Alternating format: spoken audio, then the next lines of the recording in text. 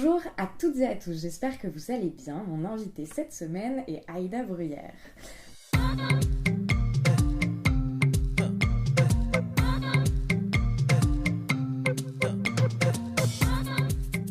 Présente est un podcast dans lequel je souhaite mettre à jour ce qui vient en amont puis en aval de l'art contemporain. Mes questions portent donc rarement sur les œuvres en elles-mêmes, mais davantage sur toutes les réflexions et les doutes qui gravitent autour de celles-ci. Car ici, je m'intéresse d'abord à la manière dont la vie de mon invité impacte son travail, puis à l'inverse, à la façon dont son travail vient impacter sa vie. Dans Présente, j'essaye de mener les conversations comme j'ai l'habitude de le faire en tant que critique d'art dans les ateliers d'artistes ou à la terrasse des cafés, sauf qu'ici nous sommes enregistrés et vous avez la possibilité de tout écouter. Alors comme beaucoup d'entre vous j'imagine, j'ai découvert le travail d'Aïda Bruyère lors de la 64e édition du Salon de Montrouge, il y a 2 ans. Cette année-là, Aïda avait d'ailleurs remporté le Grand Prix du Salon pour une œuvre terriblement grisante. Depuis, son travail m'est resté en tête sans que j'aie l'occasion de la recroiser.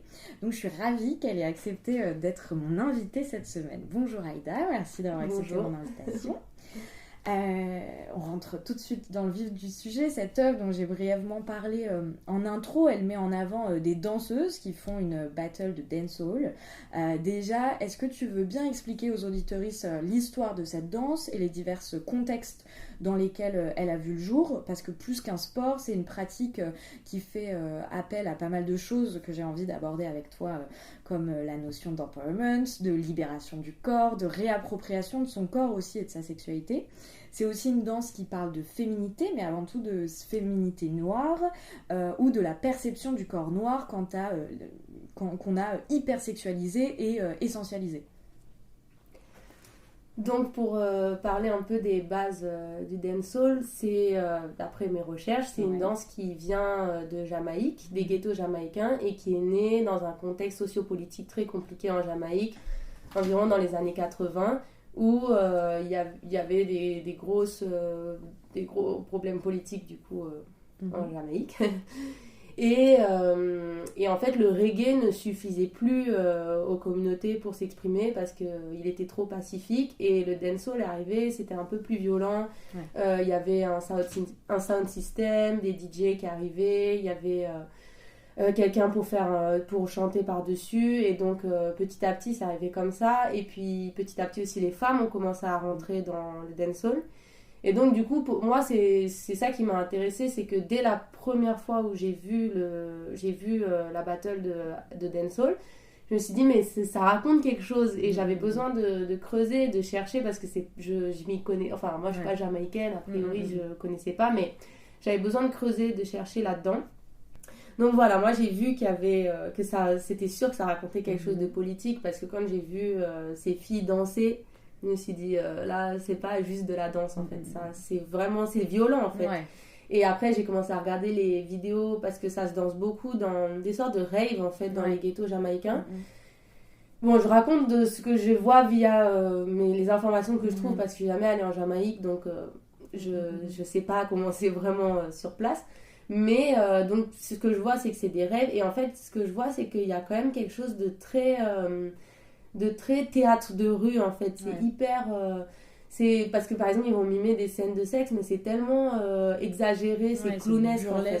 C'est ça, et c'est assez drôle mais c'est assez violent à la fois et en fait du coup je trouvais que c'était assez dingue de voir ces filles se réapproprier leur corps, assumer une sexualité, assumer une féminité aussi et une violence avec leur corps. Donc c'est comme ça que j'ai commencé à vraiment à vouloir creuser là-dedans et du coup j'ai contacté un peu les danseuses de savoir comment elles y étaient mises, pourquoi elles dansaient ça, qu'est-ce que ça leur apportait. Et donc c'est comme ça que j'ai commencé ce projet. Et voilà. Et du coup, oui, je me suis dit si le dancehall est né dans un contexte politique violent, je vois pas pourquoi aujourd'hui ça pourrait pas être encore politique. Un outil politique, Et donc je vois pas pourquoi ça aurait perdu de son côté politique, sachant que le dancehall d'aujourd'hui je le trouve encore plus violent que le dancehall des années 80. Donc pourquoi par rapport au rythme, par rapport aux paroles, je trouve qu'il est un peu plus et enfin c'est ma perception. Et du coup je me dis mais c'est obligé qu'aujourd'hui ça raconte quelque chose. Donc moi je l'entends, je le vois et c'est pour ça que je continue à creuser un petit peu pour que les autres l'entendent et le voient. Et puis en même temps, quand j'en parle avec les danseuses qui le pratiquent, en général, je suis pas non plus à côté de la plaque. Elles sont d'accord avec moi. Ouais, parce que... Et du coup, t'es d'accord avec ce truc de... très féminin, enfin d'empowerment, etc. Enfin, tu dis qu'il y a des hommes aussi qui bossent, qui font du dancehall.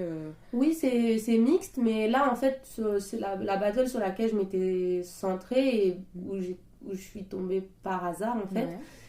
Et bien, c'était exclusivement féminin. Ouais. Et la créatrice, Aya Level, elle a créé sa battle spéciale Gal, justement, pour que les filles. Mais les garçons peuvent venir assister et tout ça, mais c'est vraiment... C'est juste les nanas qui... Ouais, elle prône vraiment ça pour être entre elles, s'entraîner entre elles et tout ça. Mais moi, je trouve que c'est pas mal de faire ça, même tout le temps.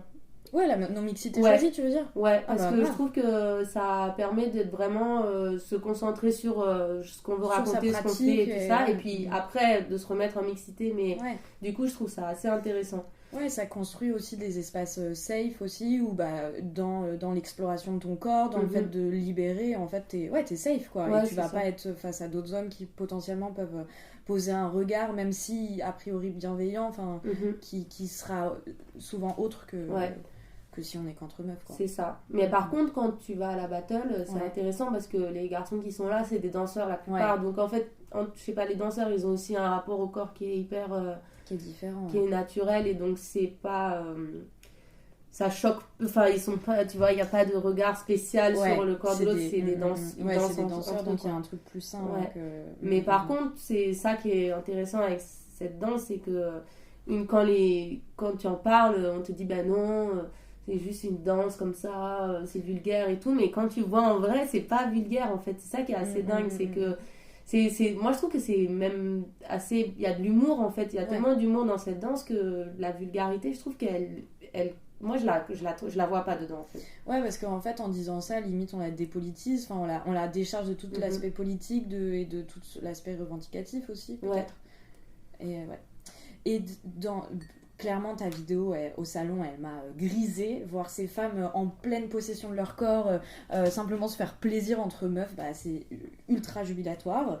Mais ce qui m'avait également énormément marqué à cette époque, c'était la réaction des personnes qui la découvraient. Certains et certaines étaient choqués, d'autres fascinés. Enfin, c'est clair que ta vidéo n'a laissé personne de marbre, clairement. Voir des corps de femmes, voir des corps noirs, complètement libres, est-ce que tu penses que c'est ça qui choque ? Ah oui, bien sûr. Ça choque tellement. En fait, c'est presque... C'est à hurler de rire, en fait. Parce que là, en fait, au Salon de Montrouge, je m'en étais moins rendu compte parce que j'étais tellement dans cette espèce de brouhaha j'étais super surprise d'avoir eu le prix. Il y avait tout le monde qui parlait autour de moi et tout. J'étais pas vraiment concentrée là-dessus, mais je l'avais déjà ressenti au préalable parce que rien qu'avec Spécial Gal, au début, ça a commencé avec un zine que j'avais fait où c'était juste... après la battle, j'avais filmé avec mon téléphone et j'avais juste catégorisé les mouvements par style. Donc il y avait les mouvements au sol, les mouvements un peu acrobatiques, il y avait les mouvements grand écart, enfin c'était vraiment par catégorie. Et moi j'étais trop contente, j'avais fait mon petit comment on appelle ça, mon annuaire de mouvements de danse et en fait dans les salons d'édition même, je me retrouvais avec des gens, mais avec des réactions tellement... qui ouvraient le livre. Ah ok, c'est super, on peut voir ça où? Je leur disais, mais je te dirais même pas où ça se voit, parce que vraiment, tu pars déjà du mauvais pied, quoi. Et au Salon de Montrouge, je m'en étais moins rendu compte, parce que, comme je te dis, j'étais un peu prise, mais c'était sûr qu'il y aurait ce genre de réaction. Et justement, comme je t'en avais un peu parlé la dernière fois, avec Patricia Badin, mon amie qui est danseuse. Une cousine éloignée, j'en suis sûre. on a créé ensemble cette performance qui s'appelle Moussoya et qui me tient trop à cœur. Et là, je me suis vraiment rendu compte de ça parce que elle danse vraiment seule, sans musique et dos au public et presque nue, mais c'est pas un nu vulgaire. Et vraiment même presque rasé de la tête, vraiment le plus simple possible quoi, et il n'y a pas de son et tout, et moi je suis dans le public en général parce que je regarde pour voir si tout se passe bien, et là pour le coup comme il n'y a pas de son, j'entends vraiment les remarques, et franchement des fois nous ça nous fait plaisir parce qu'au final c'est ça qu'on veut susciter, c'est on veut susciter un questionnement des gens, mais on a entendu des choses tellement graves, vraiment, des vulgarités, des gens qui regardent, c'est quoi, on va dire quoi, qu'on a vu un cul ce week-end, se trémousser, ou bien des gens qui arrivent qui disent je sais pas pourquoi ça me gêne, mais ça me gêne. Ouais. Donc ça aussi, parce que peut-être que elle serait là avec la musique, le côté entertainment, ça les gênerait moins, mais d'être face au corps noir brut, d'un coup, les gens se retrouvent face à la propre contradiction, et là d'un coup ils sont en mode ah ouais, en fait je pensais que ça me gênait pas, mais là je suis gênée et tout, parce que en général c'est des gens qui se retrouvent qui se trouvent cultivés et qui se trouvent un peu ouverts d'esprit et progressistes, etc. Voilà. Enfin, l'art contemporain. Et dès qu'on les met comme ça face brutalement, d'un coup ils sont un peu ah ouais, en fait c'est bizarre, mais j'ai jamais été confrontée à ça, quoi. Alors que en fait c'est juste un corps. Mais c'est un corps chargé d'histoire. Ouais, bah oui. Et en fait, d'être confronté à ce corps chargé d'histoire, et d'un coup, les gens ils se rendent compte que ils sont peut-être pas aussi en adéquation avec l'histoire et leur histoire et que ça, et du coup, ça met mal à l'aise un peu. J'ai l'impression que tu mets le doigt en fait sur un manque de déconstruction par rapport au passé colonial aussi, et tu vois, et tout l'héritage aussi qu'on porte aujourd'hui, tu vois. Et du coup, tu mets en avant ce manque de déconstruction par rapport aux problématiques à la fois sexistes mais aussi racistes, quoi. Oui, carrément. Parce qu'en fait, je pense que c'est même par rapport...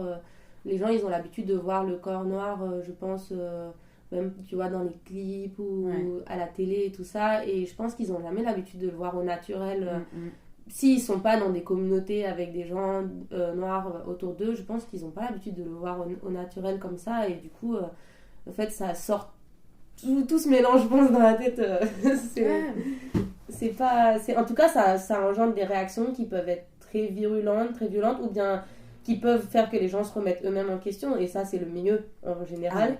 Mais oui, ça c'était la grosse pas surprise, parce que je pense qu'on s'y attendait quand même, mais c'était le moment où on s'est dit ok, on a avec Patricia, quand on s'en est rendu compte, on s'est dit il y a du taf à faire, il y a un truc, et moi je savais que j'avais envie de pointer du doigt ce genre de choses, mais là je me suis dit quand même c'est encore plus grave que ce que je pensais qu'il allait avoir tant de retours. Mais en plus je pense que le simple fait que tu sois anonyme en quelque sorte dans le public, et que les gens tu vois sont pas au courant que t'es là ou quoi, évidemment du coup t'es une petite souris, quoi. T'as accès à... Et puis moi je suis vraiment derrière la scène, je m'occupe juste que Patricia soit bien, qu'elle soit pas endorée, qu'elle arrive bien, que la musique ça arrive au bon moment et tout ça, et je veux juste qu'elle danse et qu'elle ait son moment pour danser et tout. Du coup en fait les gens me voient jamais, je suis tout le temps et donc c'est vrai que c'est assez marrant, t'as l'impression d'être un peu invisible et d'entendre toutes les critiques autour, c'est drôle. T'as grandi au Sénégal, puis au Mali jusqu'à l'âge de 17 ans. Évidemment, ton enfance là-bas, elle impacte l'ensemble de ton boulot, et tu m'as autorisé à le dire, on en a beaucoup parlé, tu es une femme blanche qui parle de corps noirs, de corps minorisés. Tout cela a, heureusement, j'ai envie de dire, fait naître des questionnements quant à ta légitimité à aborder ces sujets-là. Comment ça s'est passé et comment tu gères ça aujourd'hui ? Tout d'abord, comme je t'avais dit, je pense que ça aurait été hypocrite de ma part de cacher le fait que je suis blanche, que je suis blanche, parce que c'est vrai et que je vis pas du tout ce que peut vivre une femme noire en France. Et ensuite, du coup, moi je pense que je me suis posé la question, j'ai toujours su quelle était ma couleur de peau, parce que quand j'étais au Mali, j'étais consciente d'être blanche. Quand je suis arrivée en France, j'étais encore très consciente d'être blanche, parce que j'ai vu la différence de vie que ça a apporté, d'être blanche en France. Enfin, je vois la différence de ce que c'est d'être blanche en France et blanche au Mali. Je vois ce que ça représente d'être blanche au Mali, parce que comme quand on regarde un corps, comme on parlait du corps noir qui est issu d'histoire de colonisation, là tu vois le corps blanc issu de l'histoire de colons. Du coup il y a aussi une violence dans le corps blanc en Afrique, et en plus mes parents ils ont choisi d'être là-bas, donc c'est pas des expats, puis ils ont choisi, ils ont eu la chance de pouvoir choisir d'être là, alors que des fois ici, tu vas voir un corps noir, il n'a pas forcément choisi d'être là. Donc, c'est déjà la différence. Et puis, moi, toutes mes copines... Enfin, la plupart de mes amis avec qui j'ai fait le lycée à Bamako, enfin où j'ai fait ma scolarité à Bamako, on est pas mal à être venus aller en France, ou il y en a pas mal qui sont allés au Canada ou aux États-Unis pour faire leurs études supérieures, parce que j'ai quand même grandi dans la bourgeoisie malienne. Ouais. Et du coup, les amis que j'ai ici à Paris avec moi, j'ai vu aussi l'arrivée. Moi, je suis arrivée blanche ici, et elles sont arrivées en étant tout le temps noires au Mali, et d'un coup, elles arrivent noires en étant noires en France. Ouais. Donc, j'ai pu voir aussi cette évolution entre nous deux, entre nous toutes. La différence de traitement auquel vous avez... C'est ça. Et donc, ça, déjà, ça m'a marqué parce qu'on est très proches, on se voit, on en parle beaucoup ensemble et tout ça. Et du coup, c'est assez intéressant de voir qui est ton corps en fonction de là où tu es. Et qu'est-ce qu'il raconte, et c'est quoi sa charge politique, sa charge dans l'espace, sa charge émotionnelle. Enfin, il y a vraiment... Et je trouve que quand on arrive ici et que quelqu'un est blanc en France, il n'a jamais eu l'occasion de se rendre compte de sa charge politique en termes de sa couleur de peau. Et donc... et puis même... Quand je suis arrivée ici, il y a un truc qui m'a trop énervée. C'est que je parle à tout le monde, des gens qui ont voyagé par-delà le monde, et personne n'est parti en Afrique. Et tout le monde, les gens, ils sont partis au fin fond du Vietnam, au fin fond de l'Amérique latine et tout ça, et personne n'est allé en Afrique. Je dis, mais attendez, le Mali, c'est à 5 heures de vol, hein, c'est pas loin. Et en fait, il y en a beaucoup qui m'ont dit, bah oui, mais en fait, l'histoire, nous-mêmes, des gens de mon âge, sont toujours pas au clair avec l'histoire coloniale de la France et de l'Afrique. Et en fait, ça m'a marqué en fait quand je suis arrivée, et ça m'a énervée en fait. J'ai dit, attendez, c'est juste à côté, c'est trop beau, c'est un trop beau continent. Et moi, je connais vraiment que l'Afrique de l'Ouest, et en très petite partie, mais c'est trop beau comme... Enfin, il y a des pays super différents et tout, et j'étais... Okay. Et en plus, j'imagine que ça participe aussi à l'exotisation aussi de l'Afrique. Ne simplement, tu vois, simplement le fait que je dise l'Afrique et que je la pense de manière purement continentale, et ce qui débarrasse en fait toute la multitude aussi, et la diversité en fait qu'il y a sur ce continent qui n'est pas que l'Afrique. Du coup, le fait qu'il y ait peu de voyages ou de découvertes ou machin, de manière saine, ça participe, j'imagine, à l'exotisation. Ah c'est sûr, hein, parce que du coup, des pays, quoi. Du coup, on peut que imaginer. Et puis, comme tu dis, le nombre de gens qui... Enfin, moi, je sais pas... Tu dis que t'es allé au Sénégal et tu dis « Ah là là, je connais un bistrot en Afrique du Sud !» Oui, c'est ça. Et puis, les gens, ils mélangent tout, quoi. C'est même la nourriture. Bien, genre, je sais pas, de dire « Ah, je suis dans le quartier africain », mais moi, ça veut rien dire pour moi. C'est absurde. Et en plus, je me dis, si moi, ça m'énerve à ce point, imagine quelqu'un qui vient... Mes amis qui sont venus, qui sont maliennes d'origine, qui ont grandi au Mali et qu'on réduise leur culture comme ça en 30 secondes, franchement, je me dis, déjà, moi, ça me met en colère. Alors, je peux même pas imaginer la colère que ça doit provoquer. Mais oui, c'est horrible, franchement. Et du coup, tous ces petits trucs accumulés, là, je me suis dit, attends, je peux pas ne pas... Enfin, c'est obligé que j'en parle, en fait. Et justement, quelle place t'as décidé de prendre par rapport à ton travail maintenant une fois que t'as pris conscience de tout ça, comment t'as décidé d'en parler, tout simplement dans ton boulot, enfin pas d'en parler forcément, mais tu vois, quel point de vue t'as décidé d'aborder, parce que tu vois, moi la crainte que j'aurais eue, honnêtement par exemple, c'est de me dire, est-ce que parce que quand tu sais que t'es une femme blanche, tu sais que t'as plus accès au fait d'être médiatisée, qu'on va plus t'écouter, qu'on va plus... Enfin, tu vois, t'as déjà d'emblée plus de place. Et du coup, comment t'as géré ça, en fait ? Est-ce que tu t'es posé... Enfin, oui, tu t'es posé ces questions-là. Déjà, quand j'ai commencé mes études d'art, je voulais que parler de la France. Parce que c'était... Même si j'étais venue déjà en vacances et que j'ai quand même...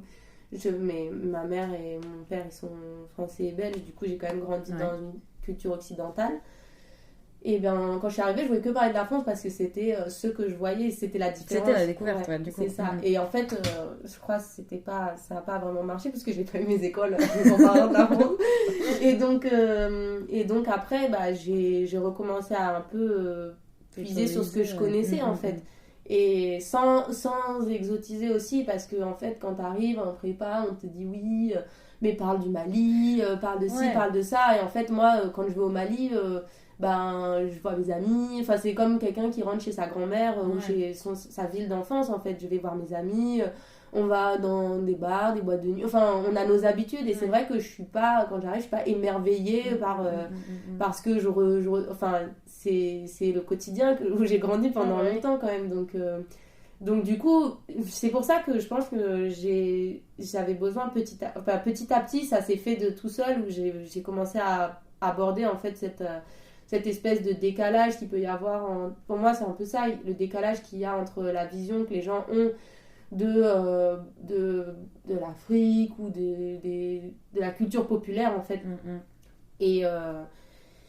Et ce que moi je connais, ce que je vois, la différence de perception que je trouve ici. Donc en fait, je pense que naturellement, les choses dont je me suis... Enfin, naturellement, ça s'est fait pour que les rencontres que j'ai fait aussi ont été importantes. Par exemple, si j'avais pas rencontré Patricia, j'aurais jamais parlé de la danse. Et j'aurais jamais... Même... Je pense que si j'avais pas rencontré Patricia, même mon appréhension du féminisme, elle aurait été plus lente. Parce que c'est vraiment quand je l'ai rencontré que j'ai eu un déclic sur ça et que j'ai commencé à vraiment me rechercher là-dessus. Parce que justement, c'est avec Patricia que j'ai découvert aussi les notions d'afroféminisme. Et en fait, moi, justement, quand je suis arrivée en France et qu'on me parlait du féminisme, moi, je voyais le féminisme de Virginie Despentes. Et en fait, il me faisait peur, il me parlait pas, il m'intéressait pas.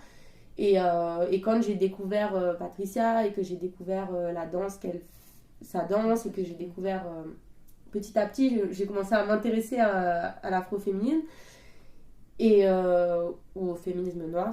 Maintenant, on parle aussi en plus large du féminisme intersectionnel, mais là, je me suis dit, en fait, même si je suis pas noire, il y a un féminisme qui me parle plus. Et là, je me suis dit, mais en fait, si tout le monde peut être féministe, et là, ça m'a fait... Et je suis contente qu'on en parle beaucoup en ce moment. Parce que pour le coup, je trouve que c'était absent du paysage. Et en fait, il y a beaucoup de gens qui sont féministes mais qui pensaient qu'ils ne l'étaient pas en fait parce qu'ils n'avaient pas les mêmes perceptions des choses, quoi. Et aussi, il y a beaucoup de personnes et de femmes qui se disent féministes, mais c'est un féminisme bourgeois, c'est un féminisme qui recrée aussi des dynamiques racistes, etc. Et c'est ça aussi qui est problématique. Et c'est aussi ça qui fait du bien dans l'approche intersectionnelle du féminisme et afroféminisme, etc. C'est justement qu'on va penser les luttes de manière globale et on va penser aussi toutes les violences d'un point de vue intersectionnel, tout simplement. Et qu'on va pas... on va penser aussi le capital, on va penser aussi l'environnement, on va penser aussi les problèmes que rencontrent les personnes racisées, les personnes en situation de handicap, les LGBTQIA+, etc. Tu vois, et du coup, je trouve qu'il y a une puissance qui est énorme aussi dans ces féminismes et finalement qui permet aussi de mettre de côté un féminisme petit bourgeois et oppresseur. Et puis il permet de réfléchir. Enfin, je trouve que ça fait réfléchir. Ça fait réfléchir vite, quoi. D'un coup, tu pars. Enfin, je sais pas si t'as ça. Moi, j'ai l'impression que tu sais, tes moments où ton cerveau il explose, tu vois, tu fais putain, je m'étais jamais rendu compte de ça. Et du coup, ça participe à ta déconstruction, quoi. Mais intellectuellement, c'est hyper fort, quoi. C'est hyper puissant. Et puis même, je trouve ça hyper triste que, en fait, ça soit. Par exemple, aux États-Unis, on a aussi des tas. Non, j'exagère, mais. Il y en a quand même pas mal des autrices de féminisme, d'afroféminisme et tout ça. Et en France, en fait, on en a, mais c'est encore un peu... c'est encore un peu à la traîne, quoi. Et c'est vrai que c'est un peu dommage, parce que je pense qu'on a une belle pépite ici aussi. Et tu sais ce qu'on pourrait faire dans la description du podcast, on essayera de mettre des références de lecture aussi, ou même de podcasts ou quoi, tu vois, de trucs où les personnes pourraient s'appuyer, parce que souvent je parle souvent de féminisme, etc., mais je donne pas forcément les refs et ça participe aussi au fait avec plaisir. Donc allez voir dans la barre de description, si on a fait notre travail, normalement il y a ce qu'il faut. On le fera, sinon vous avez le droit de me tirer les oreilles. Ensuite, d'ailleurs il y a un truc qui m'a marqué aussi, et on reviendra sur cette notion de féminisme et par rapport au rapport au corps et tout, mais avant ça, il y avait un truc qui m'avait marqué quand on a préparé cet épisode, c'est que tu me disais que lors de ta dernière année aux Beaux-Arts, donc là tout récemment, t'étais de plus en plus en colère. Tu me parlais du fait que tu voulais que tes œuvres soient aussi plus violentes. Ce qui me plaît, c'est que du coup, aujourd'hui, ton travail, il met le public blanc face à ses propres contradictions, comme on disait, face à son manque de déconstruction aussi, quant aux questions liées au racisme, au sexisme. Peut-être qu'on va se répéter ou peut-être qu'on peut aller aussi plus loin.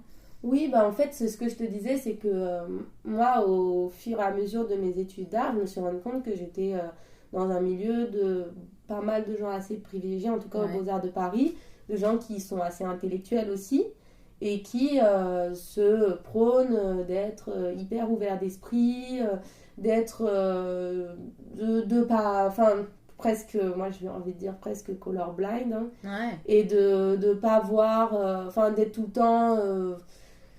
un peu je sais pas comment, oui voilà, de tout le temps avoir l'impression d'être hyper bien sous tout rapport, mais en fait tu te rends compte que quand tu commences à aborder des sujets qui fâchent, quand tu commences à aborder les questions de racisme, quand tu commences à aborder oui, toutes ces, voire en tout cas moi les sujets qui m'intéressent, et ben d'un coup tu te rends compte que en fait c'est pas leur préoccupation. Ouais.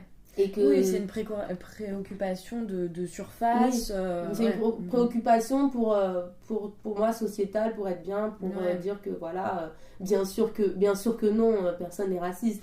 Ouais. Mais en fait, moi, ça m'a dérangé au bout d'un moment de tout le temps dire oui, non, mais oui, on est d'accord et tout. Et en fait, tu te rends compte en creusant que...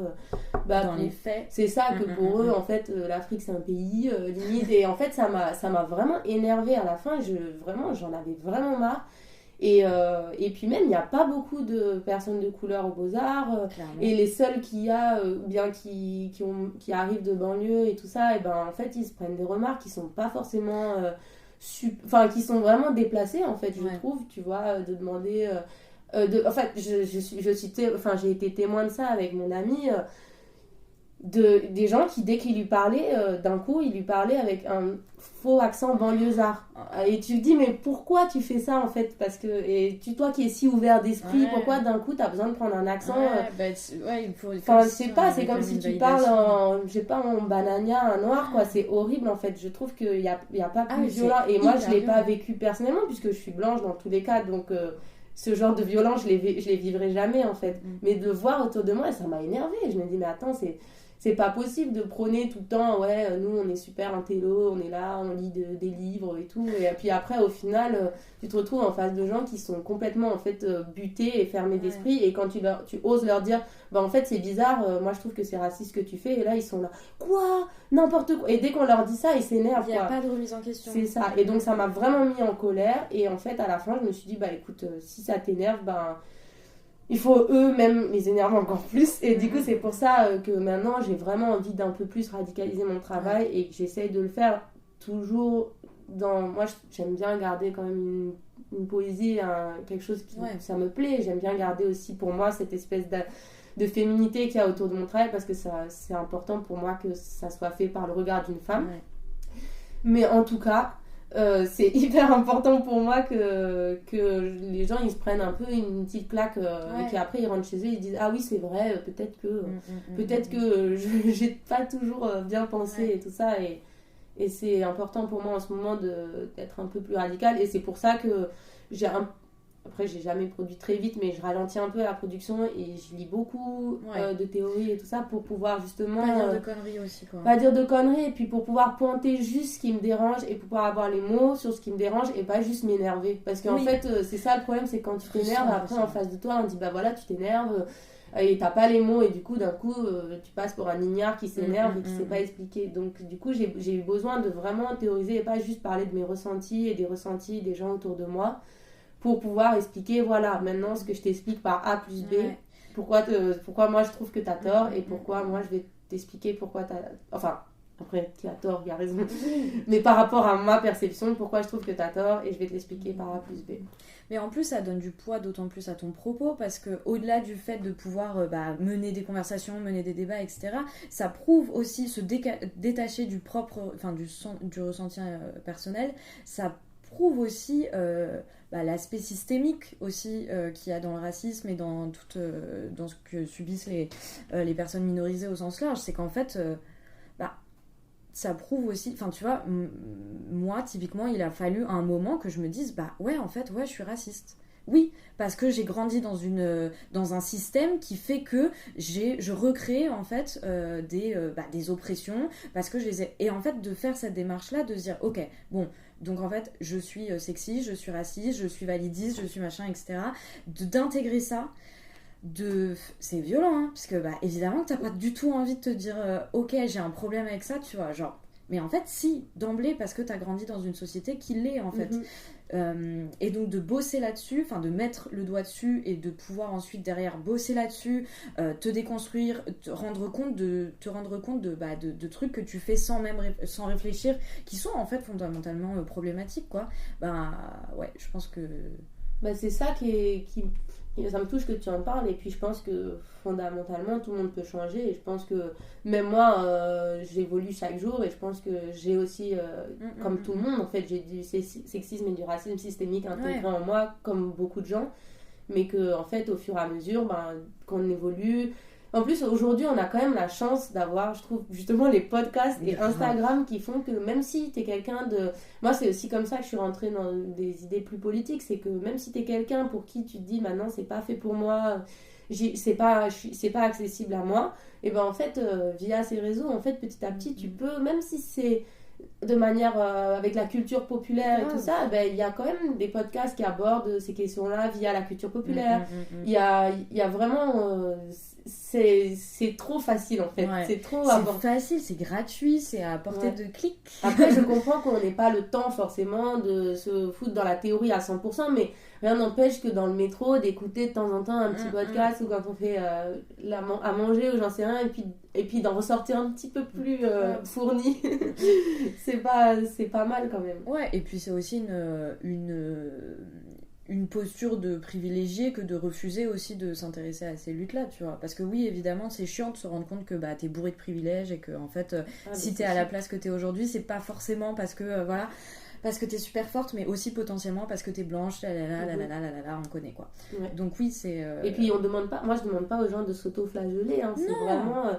juste de savoir qui on est et de où on parle, et rien que ça suffit, je trouve. Enfin, ça suffit pas, mais rien que ça, c'est déjà bien. Ouais, de savoir ton point de vue et où tu te situes, quoi. Ouais. On est d'accord. Je suis trop pipelette, je suis trop contente de parler de ça. Bref. Toi aussi, tu pratiques le dancehall, et tu as pratiqué pendant 2 ans le booty shake, c'est ça, et t'as arrêté En fait, non, j'ai jamais fait de dancehall. J'ai juste fait un peu de booty shake pendant 2 ans avec Patricia, parce que Patricia, elle fait les cours de danse. D'ailleurs, elle les fait toujours si ça vous intéresse. et j'avais commencé, je l'ai rencontré via un ami en commun, je pense quand j'étais en première année aux Beaux-Arts. Ouais. Et après, on s'est bien entendu, et puis j'ai commencé à aller à ses cours, et là, c'était trop bien. Ouais. Vraiment, ça m'a fait un truc, quoi. Déjà de danser, en plus, moi, j'aime pas trop le sport. Je suis pas... C'est vraiment pas mon truc, transpirer et tout.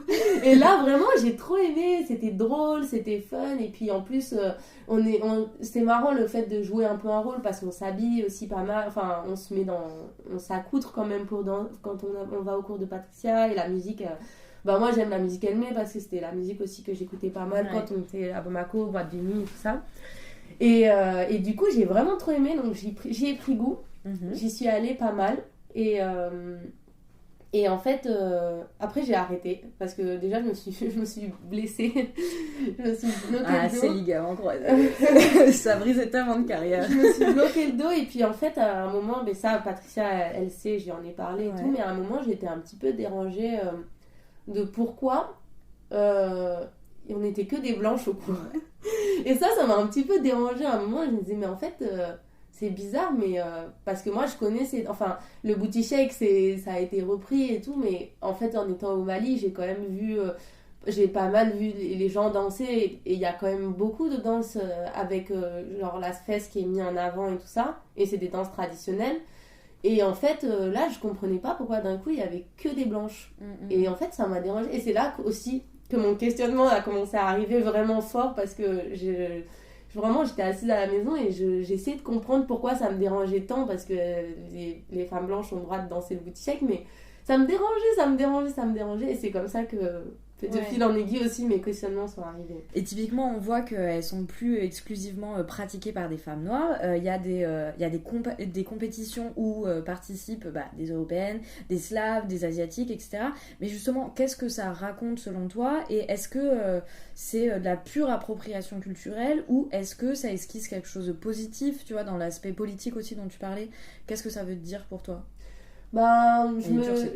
C'est vraiment quelque chose une question que je me pose beaucoup parce que d'une manière j'ai envie de manière utopique, j'ai envie de me dire tant mieux, super que des cultures afro-caribéennes se déplacent dans le monde, mais c'est génial et tout. Puis d'une autre manière, je me dis en fait c'est un peu compliqué aussi parce que par exemple, peut-être que, je sais pas, la française qui va danser le dancehall, elle aura plus de chances de prospérer. C'est ça. Parce qu'elle aura plus facilement accès à Internet, ou genre, je dis pas quand jamais qu'ils n'ont pas accès à Internet, hein, mais juste peut-être qu'elle aura plus facilement accès à un environnement où elle pourra se produire sur scène, où elle pourra avoir plus facilement accès à un smartphone de qualité pour faire des bonnes vidéos et pouvoir les partager sur les réseaux.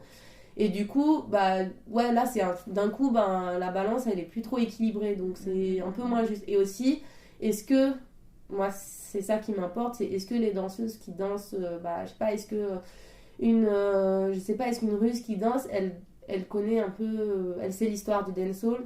Ça aussi, c'est important. Ou est-ce que pour elle, c'est juste ce qu'elle voit, des clips, etc. Je suis un peu mitigée sur ça. Parce que je lisais dans diverses interviews que t'as pu donner aussi que ce qui t'intéressait, c'était aussi la manière dont aussi les industries ont repris aussi ces codes-là, ces danses-là, et ces codes, quoi. Oui, par exemple, j'en avais parlé là dans mon mémoire, justement, le fait que quand il y a eu l'essor du twerk, c'était Miley Cyrus qui avait dansé au MTV Music Awards. C'est pas juste en fait, c'est pas juste parce que pourquoi elle arrive et d'un coup tic tac elle danse et puis ça y est, ça fait marrer tout le monde et puis d'un coup tout le monde veut twerker, mais c'est pas juste, il y en avait plein qui le faisaient déjà avant et puis qui étaient vraiment beaucoup plus légitimes de se représenter sur scène comme ça. Donc en fait c'est pas le problème de Miley Cyrus, c'est le problème de la société en général qui fait que... Kim Kardashian qui reprend tous les archétypes de la femme noire et qui là tout d'un coup ça devient hyper ok et tout le monde kiffe alors que... c'est trop bien de se tresser alors qu'en fait on sait quand même que l'histoire des cheveux des femmes noires c'est une histoire qui est très douloureuse aussi, donc du coup c'est un peu compliqué. Après là je parle de choses, j'espère que les gens sont conscients quand même, mais ouais, du coup, là, le problème de l'appropriation culturelle, c'est un gros problème parce que, comme je te dis, moi je trouve ça super que des cultures soient mises en valeur, mais le problème c'est est-ce qu'elles sont vraiment mises en valeur en fait. C'est ça, ouais. Et est-ce qu'elles ont les retours positifs de tout ça, quoi. Et puis les retours positifs, moi je pense qu'ils attendent de l'argent, de la visibilité et tout ça, donc en fait... je sais pas s'il y a vraiment... c'est très équitable sur ce domaine-là. Et est-ce que par rapport justement au fait que t'aies pratiqué ces danses, est-ce que t'as ressenti du coup des espèces de bienfaits thérapeutiques au-delà même du fait d'être blanche, etc. Par rapport à ton rapport à ton propre corps, tu vois, dans une perspective féministe, tu vois oui, carrément. Quand j'ai commencé à danser avec Patricia, rien que le fait d'être avec plein de filles comme ça et puis d'avoir je sais pas, de mettre en avant tes fesses alors qu'il y a beaucoup de filles qui sont complexées aussi par cette partie de leur corps, d'être on était quand même en short ensemble à transpirer et tout ça et ouais, clairement tu sors de là et tu dis oui, là j'ai pris conscience en fait tu prends vraiment conscience de l'intégralité de ton corps. Tu prends pas, c'est pas comme si tu fais de la muscu et tu muscles tes bras puis après tu muscles tes jambes. Là tu prends vraiment conscience de tout ton corps en intégralité et en fait tu te sens hyper bien et puis moi je sortais de là mais vraiment avec un regain d'énergie et de puissance et vraiment je sais pas si c'est un mythe ou quoi, mais quand j'ai commencé à faire ça s'est passé dans la tête, mais par exemple quand j'ai commencé à faire de la danse, à danser avec Patricia, j'ai eu un regain de confiance en moi et du coup je me suis plus jamais fait harceler dans la rue. Et en fait, ça a été mais instantané. J'ai commencé à danser, je me sentais bien. Et même dans ma manière de m'habiller, du coup, bah, tu t'habilles, tu t'en fous, tu t'apprêtes. Moi, j'aime bien aussi, même dans la vie de tous les jours, autant dans mon travail, je me mets pas forcément en avant, mais dans la vie de tous les jours, j'aime bien me performer, c'est-à-dire j'aime bien m'habiller, me maquiller, c'est des choses qui me plaisent vraiment. Et je remarque que justement, les fois où je suis le plus comme ça, on m'adresse jamais la parole dans la rue, et que si je vais sortir en jogging parce que je veux juste aller faire une course, et là d'un coup ça y est, c'est la foire aux imbéciles. Vraiment expliquez-moi la logique, mais vraiment c'est assez c'était flagrant. Ouais, tu dégages des ondes genre powerful quoi. C'est ça. Et du coup je sais pas si tu dégages des ondes bagarreuses, j'en sais rien, mais en tout cas on t'adresse plus la parole. Et du coup, même c'est bizarre, tu te dis, ah, c'est bizarre, moi je me sens si bien dans mon corps, pourquoi on m'a laissé la parole. Et en fait, moi je trouve que c'est vraiment un rempart à micro-agression extérieure, mais vraiment, et même maintenant que j'en fais plus, c'est resté, l'énergie elle est restée, je trouve, et c'est vraiment un truc. Moi, je le conseille à quiconque. Hein. Tu dis ça avec un tel sourire en plus. Tu te plonges corps et âme dans les milieux et les communautés dont tu parles. J'ai l'impression que tu travailles à ce que ton point de vue soit celui de la frontière. C'est-à-dire que tu fais en sorte de te placer à la lisière entre les cultures et que ton travail veut souligner la porosité qu'il existe entre les identités. Arrivé en France à 17 ans, ça a dû être un choc, j'imagine, en quelque sorte. Et ça a dû, en tout cas, beaucoup jouer. En tout cas, il me semble que ça participe au fait que ton boulot ne soit pas essentialisant ou que ton regard n'exotise pas aussi les personnes dont tu parles. Bah, en fait, moi, j'ai une manière de travailler. C'est vraiment, déjà... je trouve beau, enfin je sais pas, par exemple quand j'ai commencé à travailler avec Patricia, bah, je la regarde, je vois une énergie, je vois quelqu'un qui a la niaque, qui a envie d'en découdre, de raconter des choses et tout, bah du coup moi je ne peux que être partante et en fait je sais pas, dans ma manière de travailler, j'essaye de, déjà j'aime bien un peu vraiment m'immerger, enfin m'immerger, je l'ai pas. Mais j'aime bien juste, par exemple, être avec la personne, la regarder faire, voir comment on peut faire quelque chose ensemble aussi, parce que j'aime pas juste prendre l'image et me barrer, quoi. Et j'aime bien qu'on soit ensemble, qu'on regarde comment faire ensemble. Après, là, avec Patricia, je trouve qu'on arrive aussi presque à un moment où on devient presque... chorégraphe aussi l'une de l'autre en fait, parce que moi j'ai appris à la connaître très bien et elle me connaît très bien, donc en fait on sait comment genre, travailler ensemble pour que elle soit hyper bien mise en valeur, mais que moi je puisse aussi mettre en avant des choses que j'ai envie de mettre en avant via mon côté plastique, et elle est danseuse, donc en fait on a, je sais pas, j'essaye de bien créer une sorte de symbiose en fait. Et après c'est pour ça que j'ai pas non plus beaucoup de projets existants, parce que ça prend du temps en fait. Bien sûr, tu m'étonnes. Déjà de rencontrer les gens, parce que tu rencontres pas forcément toujours des gens super partout, hein. Et de rencontrer les gens, et puis de trouver un univers comme ça, en général ça me tombe par hasard dessus, j'ai vraiment cette chance. Je tombe par hasard sur des super gens. Et du coup après bah, tu te rends compte que tu vois un truc super, et puis après moi je rentre à la maison, je me dis putain j'ai vu un truc super, mais ça me reste en tête, et donc ça me reste, ça me travaille, je sais pas pourquoi ça me travaille, mais ça me travaille. Puis après il faut que je rencontre la personne, bah, ça s'est passé comme ça avec par exemple Aya Level, je l'ai rencontrée, j'ai dit vraiment ce que tu fais c'est super, et on a parlé un peu comme ce qu'on parle maintenant, on a parlé de plein de choses, de racisme, on a parlé de danse, on a parlé, moi je lui ai expliqué l'embryon de ce que je voyais en ces danses, je lui ai expliqué, voilà, explique-moi si vraiment je me trompe pas, j'ai pas du tout de background théorique là-dessus, mais je vois de la politique, je vois du féminisme, et on en a parlé, elle m'a dit mais oui super.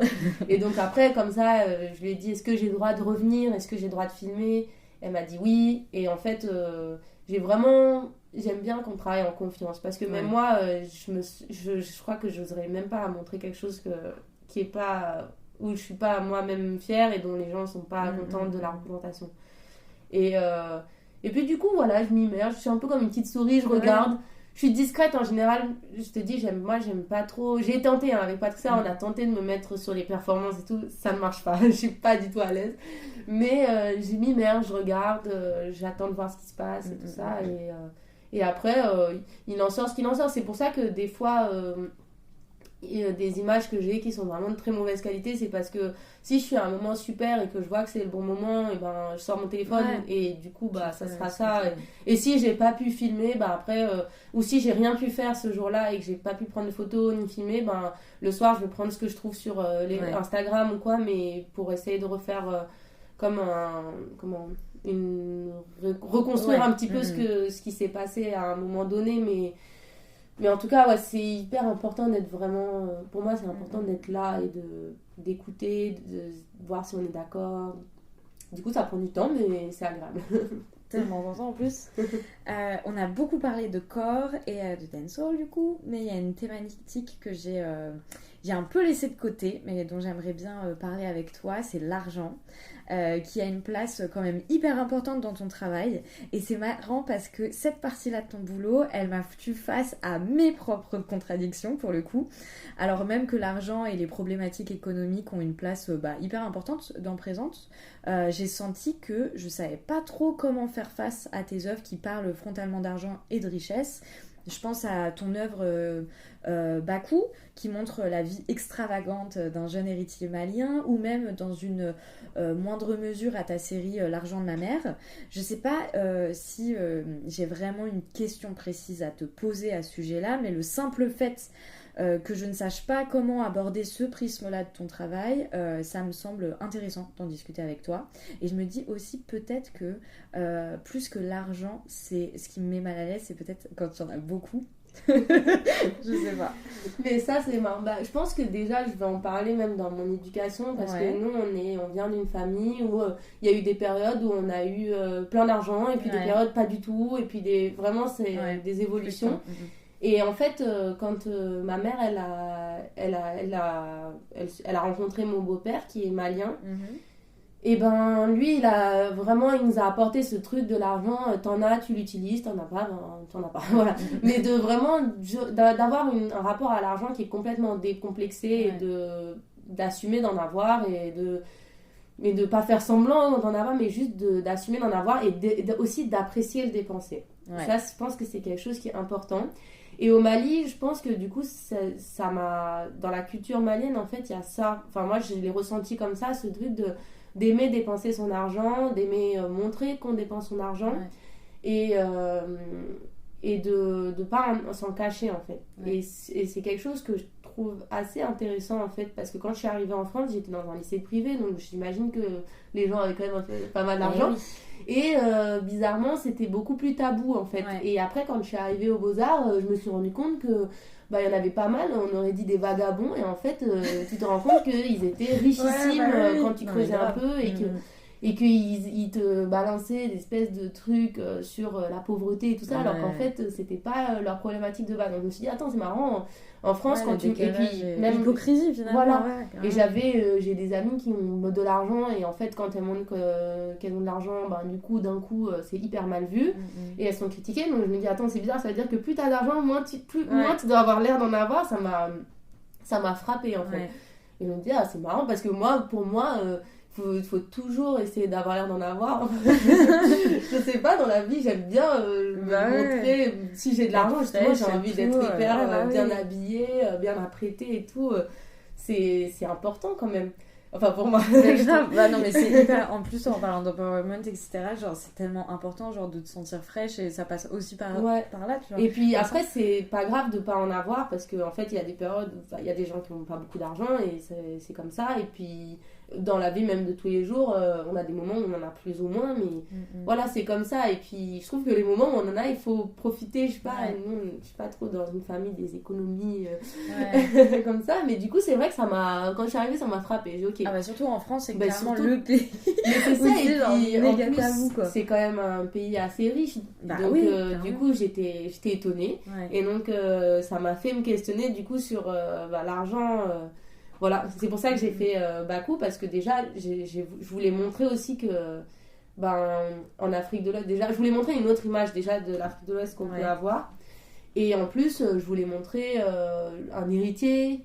Enfin, son père, il a excellé et tout ça. C'est une success story de A à Z. Mais moi, je voulais pas montrer la success story, le truc. Je voulais montrer l'héritier, quoi. Et ça existe, un héritier malien. Et puis, qui vit dans cette richesse et qui l'assume, tu vois.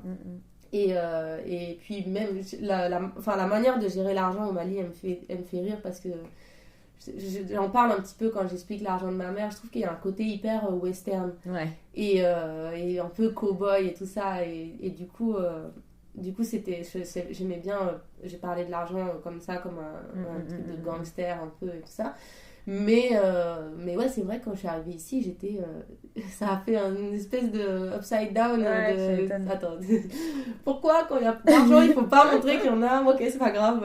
Je comprends. Et du coup, il y a, même dans les relations, je trouve qu'il y a des complexes, tu vois, les gens vont avoir tendance à détester les riches, ne pas avoir envie d'avoir des amis riches, alors que tant mieux, hein, moi, ça me gêne pas d'avoir des amis riches, c'est très bien. Hein. Mais juste, les gens vont avoir tendance à haïr ça, alors que, bon, si ça te tombe dessus, en général, tu dis pas non. Hein. Oui, globalement, je crois. Enfin, en tout cas, s'il y a besoin de débarrasser quelqu'un, il n'y a pas de problème. Encore l'argent. T'es diplômée des Beaux-Arts depuis 6 mois, du coup. Juste qu'on recasse parce que du coup, arrive la question traditionnelle de présente. Est-ce que tu réussis à vivre de ton travail ? Elle était compliquée cette question, mais je sais pas. En fait, je sais pas, je suis quelqu'un qui a pas mal d'argent, de chance en argent, pardon. Donc, même là, j'en ai pas trop en ce moment, mais bon, j'en ai. Et quand j'en cherche, j'en trouve. Et comment ça, quand on cherche, t'en trouves, t'arrives, parce que ça peut peut-être aider les gens, enfin... je sais pas, je pars du principe que... Bon, non, c'est un principe qui est dur, en fait. Je pars du principe que quand j'ai besoin d'argent, je le trouve. Donc, je m'empêche pas spécialement... Mais tu vas voir des collectionneurs, tu vas répondre à des appels à projets. Non, mais par exemple, je vais faire des appels à projets, ou bien, là, en ce moment, je fais du graphisme, ça me permet... Donc, pour moi, le graphisme, ça reste quand même dans ma pratique artistique. J'ai eu un job alimentaire à la rentrée, mais c'était horrible. Vraiment, j'étais pionne là, je pouvais pas, ça me disloquait trop avec ma pratique et tout ça. Et du coup, je me suis dit, il faut trouver ailleurs. Donc j'ai démissionné et j'ai trouvé, là je travaille pour une dame, je fais du graphisme. En même temps, j'ai le RSA, donc ça me permet d'un peu... de compléter. Ça me permet d'avoir un petit revenu complet. Puis après, quand j'aurai plus ce plan de graphisme, je sais pas, j'en chercherai un autre ou bien... Bon, pour l'instant, ça va. Après, j'attends un petit peu... Moi, j'attendais le Palais de Tokyo aussi pour voir un petit peu comment ça va se passer après. Après, c'est vrai, moi, j'ai pas non plus des œuvres très commercialisables. Mais c'est ça, tu fais de la paire, tu fais les zines et tout, c'est pas... Donc, ça, c'est... En fait, c'est quelque chose que j'attends un petit peu. Donc, pour l'instant, la chose avec laquelle on a le plus gagné d'argent, c'est la paire, justement, qu'on a fait avec Patricia, qu'on a pu montrer déjà 2 fois. Et c'est des tickets, c'est rémunéré, Ok, d'accord. Et c'est rémunéré plus ou moins bien, ça dépend, mais bon, pour l'instant, ça me stresse pas encore trop, parce que comme je sors des Beaux-Arts... Oui, c'est ça. C'est pour ça que je disais que ça fait 6 mois seulement. Et en plus, tu sors à la meilleure période, je crois. Voilà, je pense fort à vous, à toutes celles et ceux qui sont en train de sortir ou qui... c'est pas facile pour tout le monde, mais c'est vrai que moi, je trouve que je suis plutôt chanceuse là-dessus, parce que j'ai même des expositions programmées en ce moment... qui vont être un peu rémunérés, je suis appelée pour des projets, enfin... donc ça va, t'arrives à bricoler là-dessus et à avoir un truc qui soit... Et j'espère qu'un jour j'aurai des 100 et des 1000, mais là, pour l'instant, ça va. C'est tout ce que je te souhaite. Ma vie me va bien comme ça. Merci de ouf, Aïda, c'était trop bien, j'ai trop aimé d'avoir pris le temps de me recevoir, d'avoir pris le temps d'échanger, etc. Merci à vous, auditeuristes, d'avoir écouté notre échange. Pareil, je vous dis, il y aura du coup toutes les refs dans les descriptions. Un grand merci également à David Walters pour le générique et à Cassandra Levasseur qui m'a beaucoup aidé à réaliser cet épisode. Je vous donne rendez-vous sur le compte Insta de Présente, podcast __ Présente, et on pourra comme ça poursuivre tous nos échanges. Donc d'ici là, prenez soin de vous